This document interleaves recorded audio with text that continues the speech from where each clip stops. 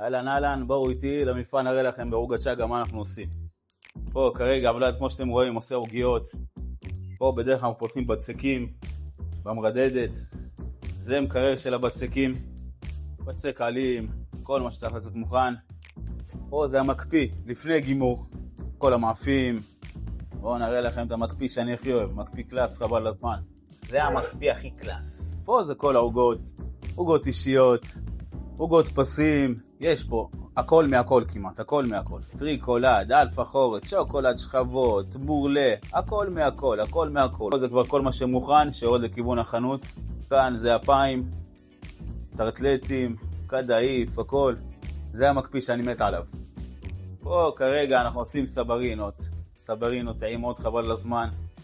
עושים פה כל מיני דברים. בקיצור, אנחנו מחכים לכם ברחוב אילות, עוגת שגה. העוגות הכי דה בסט באילת, הכי קלאס, הכי דה בסט.